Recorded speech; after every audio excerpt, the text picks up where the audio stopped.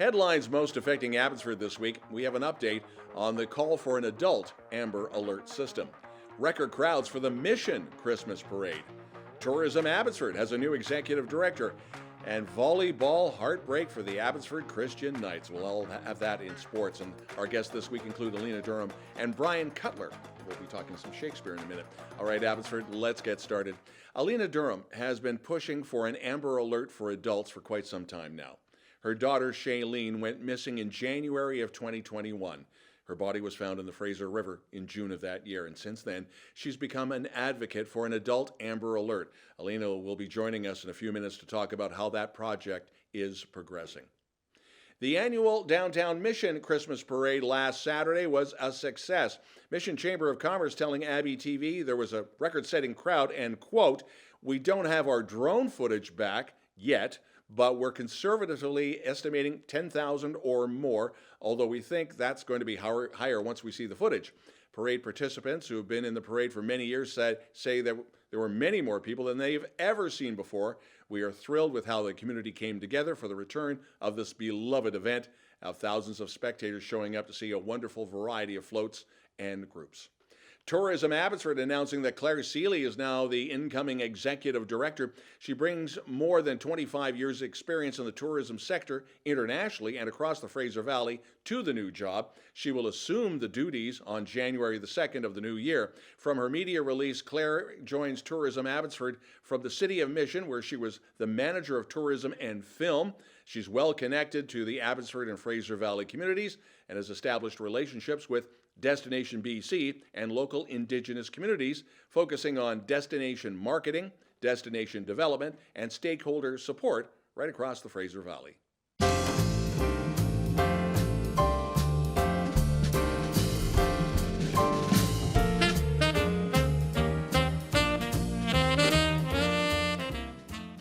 The Fraser Valley real estate market continues to cool heading into the holiday season. Buyers and sellers maintaining the holding pattern that's seen over the latter half of the year. The board recorded 891 transactions on its MLS listing service in November. That's a drop of 8% from the previous month, representing the 9th slowest November in a decade. Bryan Cutler is well known as the general manager of the Harrison Festival Society, but he's also added another job to his plate. He is now production manager of Bard in the Valley, based out of Langley, and they will start 2024 with 12th Night. Cutler's going to join us in a few minutes to talk about what Bard is going to be up to in the new year. Still with theater this holiday season, Gallery 7 staging Miss Bennet Christmas at Pemberlea, a sequel to the Jane Austen classic Pride and Prejudice. The show is going to run December 15th to the 23rd at the Matsqui Center Auditorium in Abbotsford. Coming up, our interviews with Alina Durham and Bryan Cutler, and then, heartbreak for local high school volleyball. Sports is on the way.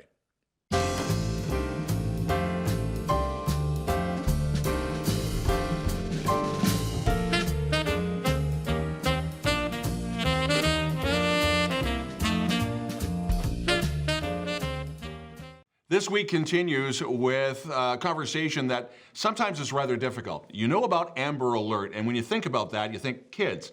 There is a person who is very much involved in trying to get Amber Alerts to involve adults, and this is Alina Durham, and her daughter, Lehn, passed away a couple of years ago. A quick story or background on this. When did she go missing? When did Shay go missing? End of January 30, 2021. And she was found 6 months later, I believe? She was found June 2nd. Yeah. How is this, when did it occur to you right then and there when she went missing that something has to change with Amber Alert and include adults? Yes, definitely. Yeah. Have you been in touch with other parents that have gone through this as well, or? I've heard quite a bit of feedback. Yeah. Just recently, this past week, in the House of Commons, the Chilliwack Hope MP, Mark Strahl, mentioned your case, as well as in the legislature in Victoria with Kelly Padden, the MLA for Chilliwack, Kent.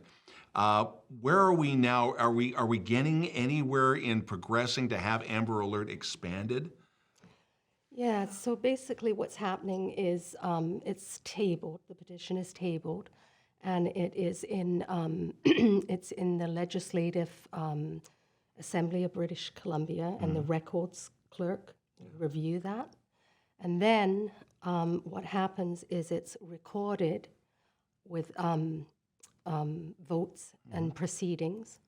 And then what happens is it becomes an official record, and then it becomes a public document.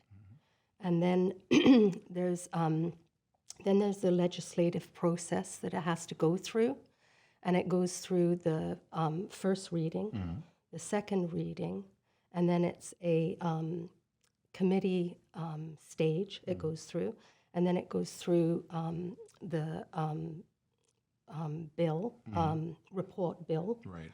And then it goes to the third reading, and then it goes to the royal assent, and then it goes to the commencement, and that's my wish. Yeah, and this is a lot of hoops to jump through. How have you been holding up? This has been a trying process for you. It's been hard. Yeah. It's been hard, and I'm very tired, Yeah. and I just, we just have to get this expanded. Yeah, I know you have an online petition. Now, is that on your particular website, or is it on a Facebook page, or? We had an online petition going on change.org. We got 4,500 signatures, but unfortunately, the legislation, the House, they don't recognize that.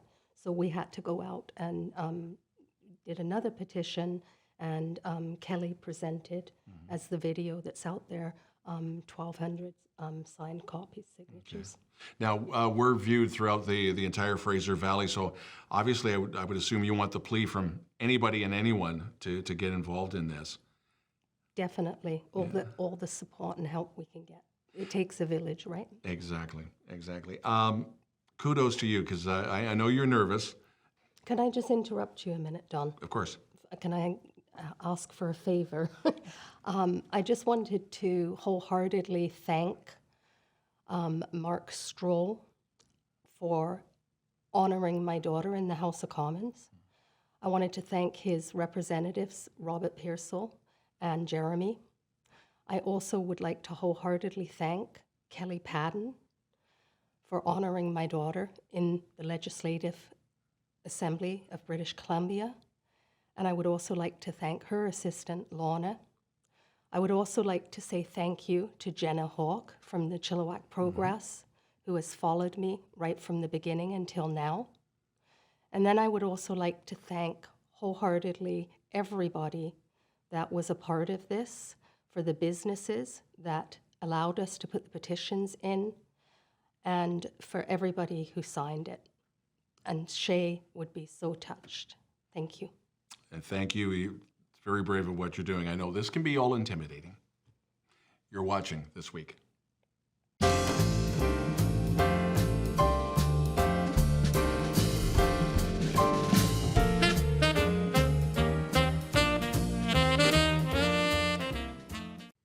This week continues, and we're going to be talking a little bit of theater.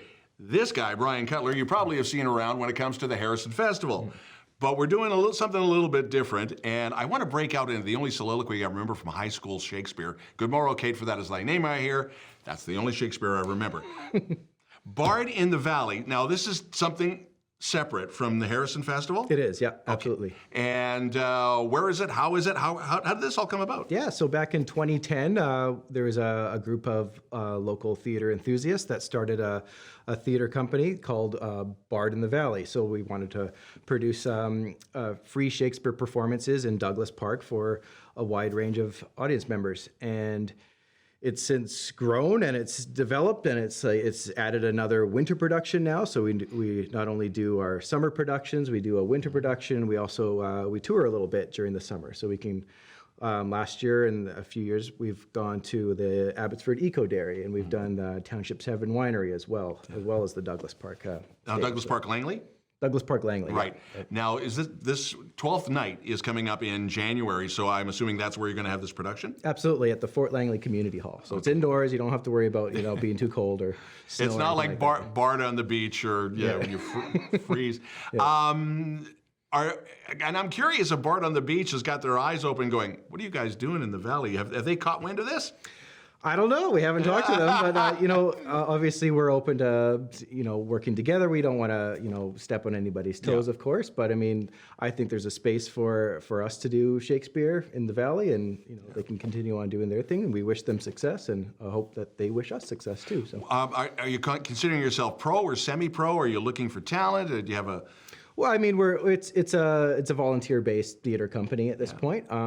We're always looking, like, we have ambitions to move up and become a professional company, of course, but we just want to take things one step at a time. And, Have you been able to get government grants either from Langley or province of BC? Absolutely. We have a lot of municipal support, and we have some federal support as well. We are a registered charity, so we are eligible to get a lot of funding that way. So. And I promise I won't do soliloquies. I promise I won't do that. Oh, He won't let me. He won't let me. So if somebody wants to get more information, you got a website up? Absolutely, bardinthevalley.com. Okay. And again, 12th night, do you remember off the top of your head the show times? I do, yes. So we start on January 25th, that's a Thursday, and we go until February 4th. Evening performances from the Thursday, Friday, Saturday are at 7:30, and then we have a 2 o'clock matinee on the Sundays. But we are sold out of one show already. Oh, that's a good sign. That's the February 3rd show, so that's the second Saturday. So that's just a sign. If you want to get tickets, which you do, you should get them fast.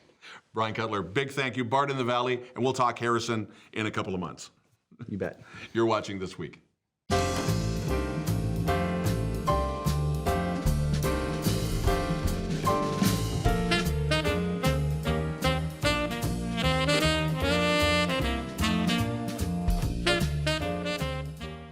On November the 30th, after a vote was conducted with coaches and GMs of all 17 teams in the BC Hockey League, the league announcing the initial rosters for their 2024 All-Star Tournament, January the 20th in Penticton, and yes, on an outdoor rink.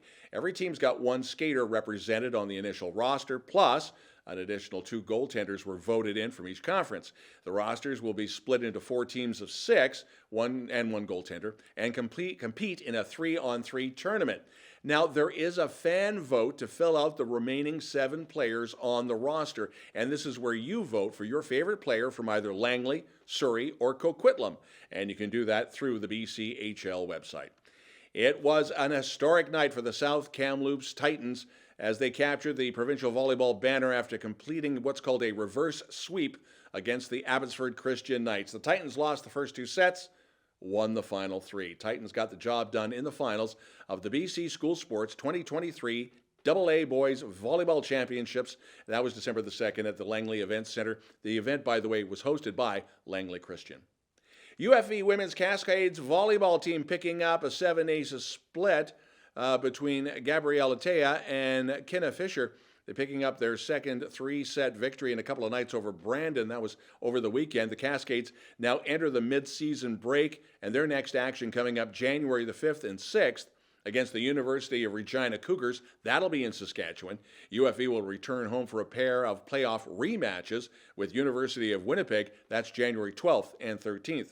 Meanwhile, last weekend, the UFV men's Cascades volleyball team battled all night. In the end, it was the Brandon Bobcats coming away with the victory, and it was a tough weekend for the guys, losing both. So the Cascades drop to 4-8, and with Brandon, they improved to 8-4. Cascades now enter their mid-season break. Their next action against the University of Winnipeg, January 12th and 13th.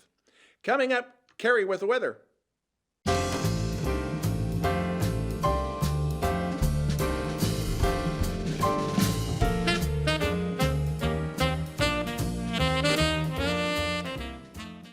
abbyTV weekend weather. So, Cari, will we see a glimmer of sunshine this weekend? Well, Don, I am going to have to be your ray of sunshine this weekend. Look at that. It's going to be rainy again, so that's not so wonderful, but I'll be there for you. But look at this. Next week, lots of sun, cooler weather, but that's okay. We'll enjoy the sun, and we'll take it whenever we can get it. Fun fact for the week, the Ominid meteor shower will be happening on Wednesday evening, starting around 9 p.m. It'll be the biggest and last meteor shower of the year. If you want to go out and enjoy that, let's hope that it stays sunny. Back to you, Don. Thanks, Cari, and thank you for watching. If you have a local news story you'd like us to report on, you can always send us a note and your pictures and video to news@chilltv.ca. Thanks for watching. Have yourself a great weekend. I'm Don Lehn.